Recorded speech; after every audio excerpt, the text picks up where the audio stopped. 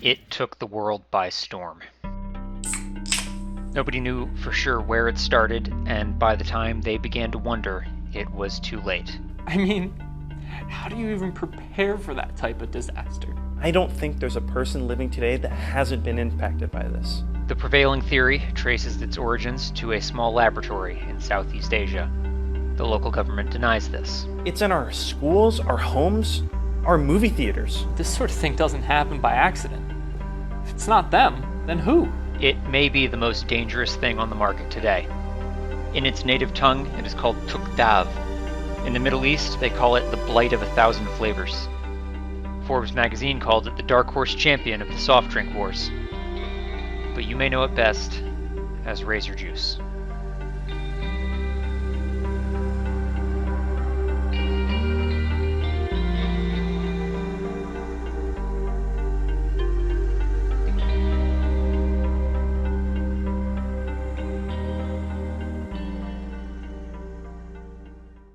What is razor juice?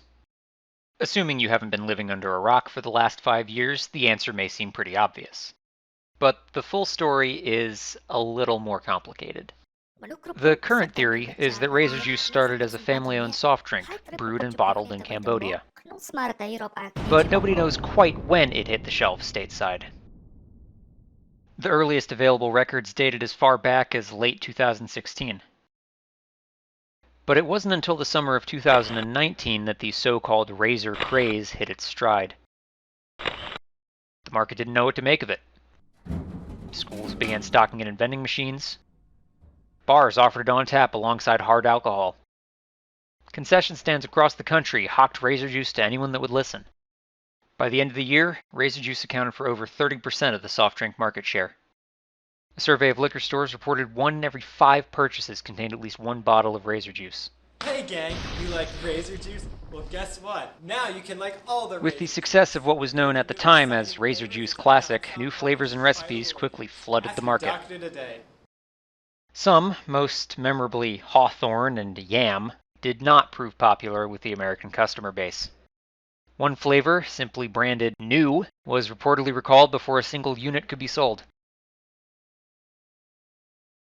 But in the end, amid a sea of false starts, 3 champions ultimately emerged.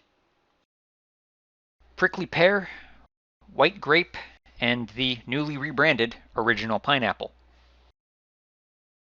Sales skyrocketed. And then, disaster.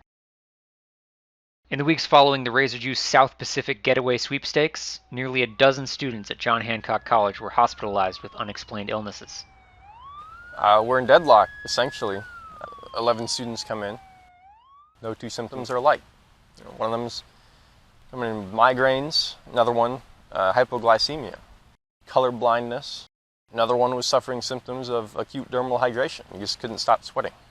We had the thermostat set down to 0. Nothing. Well, that's just the tip of the iceberg.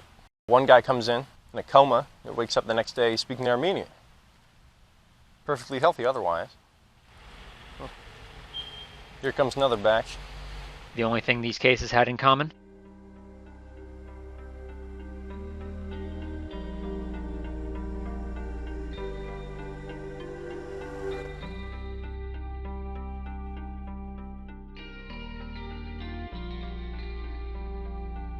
"11 seemingly unrelated students in 11 freak accidents, and the only thing they share between them?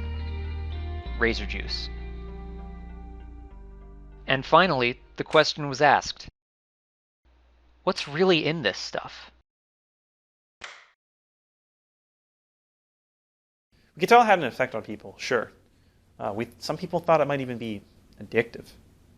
But we thought, that was just sugar, caffeine, or whatever. As far as sodas go, that's nothing new. Then we did some digging. This requisition order from Wexler Umbrellas shipped out of a factory in Cambodia last year. Now, notice anything?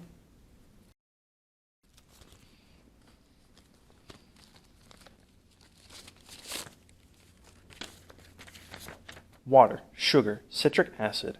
I mean, clearly this isn't going into umbrellas, but it gets worse. 86 gallons, artificial pineapple flavor mix, tetrapotassium sulfate, levotros, seaweed, aluminum water, I don't even know what that is. Enough epinephrine to keep the population of Staten Island awake for a year. And get this, 1,000 gallons unleaded gasoline. I mean, we've got kids drinking this stuff. It's in our schools, our homes, our movie theaters. Every corner you turn to, there's a vending machine full of razor juice. It's a ticking time bomb. I don't think there's a person living today that hasn't been impacted by this. Soon, more cases came forward. Reports of anaphylaxis, arrhythmia, human spongiform encephalopathy, and an outbreak of Greg Sestra's disease, all traced back to razor juice.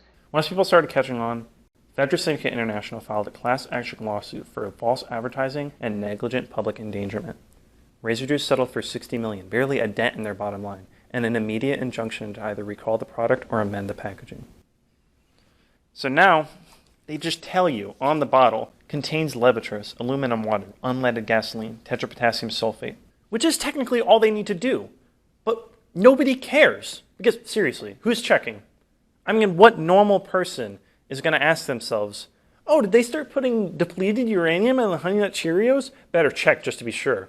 In a matter of weeks, razor craze turned to razor panic. The name did not catch on.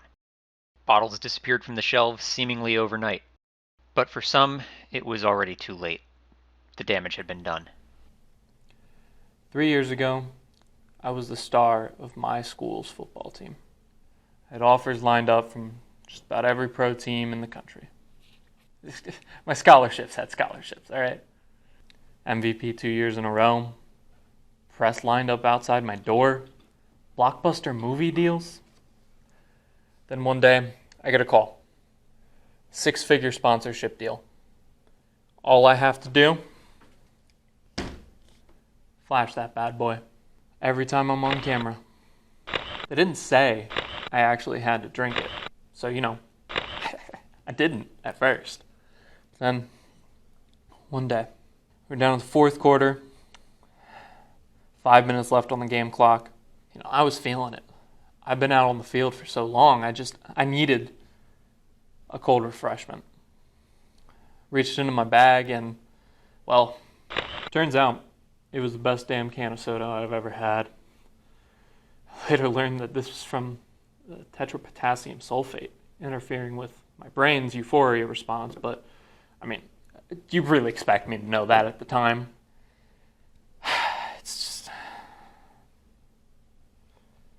Oh, no. I can't. You can't put this in front of me. That's not fair. Yeah, thank you. I just thought it was a good soda. But before too long, I was hooked. I was going through 6 cans a day. Every day. For 3 straight months. I couldn't stop. There would be times that I'd chug an entire gallon of razor juice. And then I'd completely forget that I had chugged an entire gallon of razor juice. And it wasn't like I was addicted or anything. Turns out, levotros actually inhibits the parts of your brain that are the most vulnerable to habit-forming substances. My game suffered. I decided it was time to get clean. Well, when the news broke, suddenly campus security was rounding up all the razor juice. And guess who had a whole contraband of it? Everybody was getting it, left and right. And you want to know where it came from? It came from me. All those people that got hurt, that's my fault. I got kicked off the team. My whole life was that team. I got kicked off. How do you even prepare for that type of disaster? Am I just supposed to put every sponsor through a centrifuge?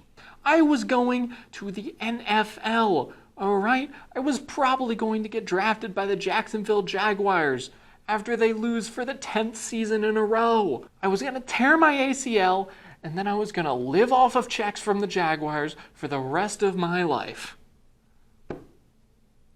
Now, all gone. What even is a white grape? I thought grapes only came in purple and green. Is a green grape a white grape? Why is it called a white grape? It's green. Doesn't it mean that it's not ripe? With their reputation tarnished, their supply chains closed, and their product under formal investigation, Razor Juice quickly moved to diversify their brand identity. All right, so here we have Razor Juice being sold on American Amazon. It's a pretty standard fare, right? Now, let's see, what if it thinks we're coming from, let's say, Saudi Arabia? Looks about the same. But check out the top there. Razor Juice is being bottled and resold overseas as industrial strength titanium varnish. And they can't even tell the difference! Ultimately, this would only serve to heighten pressure for government intervention. By November of 2020, nearly 30 states had banned or regulated the sale and possession of Razor Juice. The company naturally appealed, Where the hell is the defendant? but never showed. Court is now in recess. We will reconvene in 1 hour. By the new year, it was banned in 45 states. Canada, Belgium, and the Arvcan Empire outlawed the drink entirely. And a family of German nationals were arrested in Argentina for supplying Razor Juice to a local cartel. Razor Juice repeatedly threatened legal action, but never followed through. Until finally, in the autumn of 2021, the CFO of Razor Juice made his first and only public appearance. We are both shaken and shocked by the wave of unfounded hostility that the American government has shown towards our company. This is nothing more than political theater on part of the FDA, and we will not allow this baseless scapegoating to undermine the hard work of the good men and women who sacrifice so much to bring us delicious, refreshing Razor Juice. Thank you. I mean, the press conference was the real kick to the face. Thousands of people getting sick, drinking their toxic death juice, and who do they point the finger at? Government witch hunt? I mean, this sort of thing doesn't happen by accident. If it's not them, then who? The announcement was little more than pandering to keep the investors placated, but it wasn't the content of the message that mattered. What really mattered was that it put a face and a name to the Razor Juice corporate hierarchy. It was never our intention to get involved directly, but with the resources and information we now had at our disposal, we were no longer content to sit by and watch. We decided to take the fight directly to the top.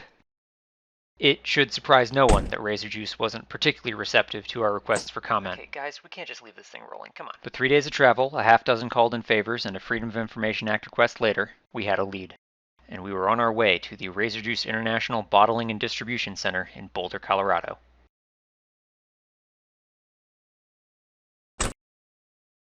Well, this does not look like a bottling and distribution center. I'm starting to think that the FBI has lied to me. Okay, right. Yeah.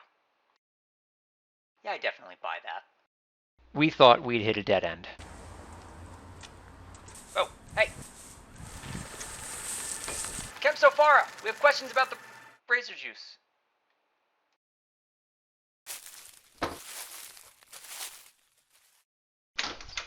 Hey, well, come back here! Hey! Stop! We have questions! We're shooting a documentary! It turns out that Kim Sofara was just another smokescreen in a long line of smokescreens. What just happened? Well, I hate to say it, I do not think we're getting paid for this.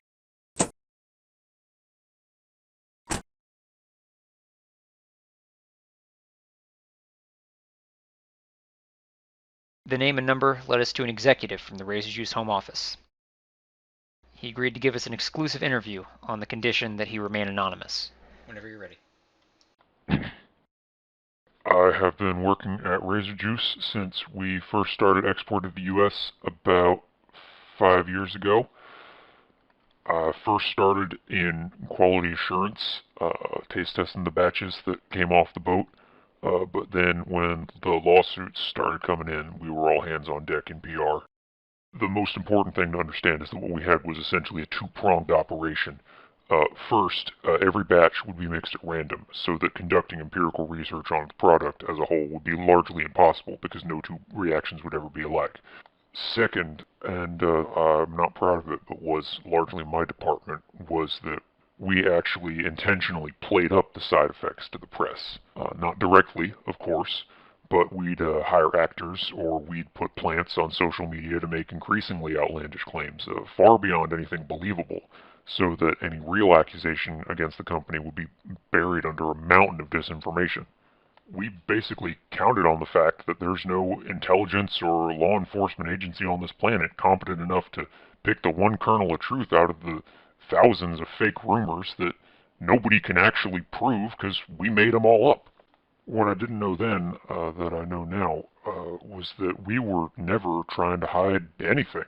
I mean, there have been times where we've cut some corners with some of the ingredients. Sure, I'm not going to deny that, but the fact is that 99.9% of razor juice batches are perfectly safe. And any side effects anyone's seen have probably all been part of the plan. What was really important was to establish a history of the company as a scapegoat. Apparently the plan is that if the world thought every bad thing ever said about them was just a nasty rumor, well, they could get away with just about anything. Now, look, I obviously don't have the whole story, and I wish I could be more help, but I will say that if you're looking for evidence of some big conspiracy, some big cover-up, you're on the wrong track. Whatever this is about, whatever these people are planning, they haven't done it yet. The only thing that's important is that when they do pull the trigger, there won't be a soul alive that'll believe it. We're done here. We didn't know if it was some sort of practical joke or a desperate last-ditch effort to keep us distracted, but by that point, our best two leads were in the wind, and the trail had gone cold. Hi, this is Kent Rogan. I can't come to the phone right now as I have fled the country. Please leave a message. Bottles of razor juice Thank kept you. coming into the country, and unleaded gasoline, citric acid, and dehydrated seaweed kept shipping out to Cambodia. Public favor shifted back towards razor juice, and we didn't have enough evidence to convince them to do otherwise. Our whole story hinged on claims that were, at best, anecdotal, and at worst, may have been falsified by razor juice itself. It was a zero-sum game. I don't believe it for a second. You don't just stock the shelves with a random mixture of gasoline and pomelo extract, then try and tell me that all the side effects are just a marketing hoax. You can give up if you want to, but I'm not letting this go. Trigger, there won't be a soul alive that'll believe it. Some people come up with the craziest things, man. I mean, I'm not sure what I expect to happen, you know. Maybe I just want a closure. I don't know. Part of me hoped, whatever. It's fine. It's fine.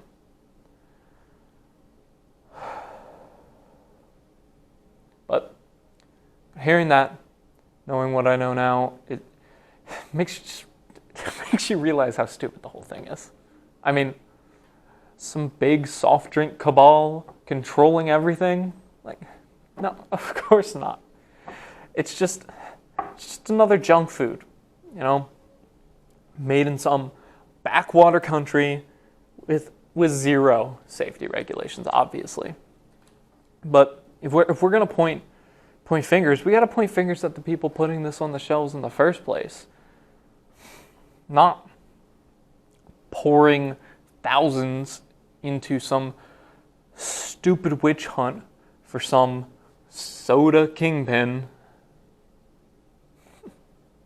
Call off the search, folks. There's nothing to see here. Stupid microphones.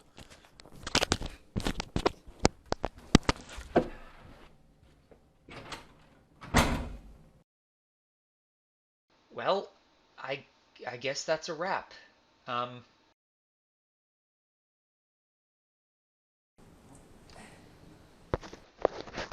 These are expensive microphones, Matt. Just because you want to make a dramatic exit doesn't mean... Hang on.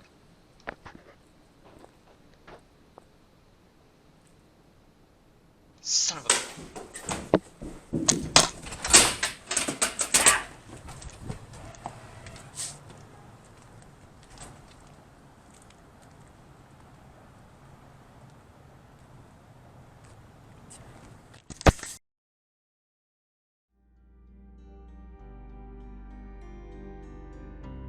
It's not a new story. Consumer stupidity and apathetic greed are the hallmarks of a functioning society. Most of what we attribute to corporate conspiracies are just arbitrary patterns and coincidences that we've strung together to claw meaning out of a random and chaotic existence. After all, what kind of corporation would intentionally orchestrate an over-the-top smear campaign against itself just to discredit any legitimate criticism it may face in the future? How out of it would you have to be to tout that as a viable hypothesis? And even if it were, how dumb would you have to be to take the bait?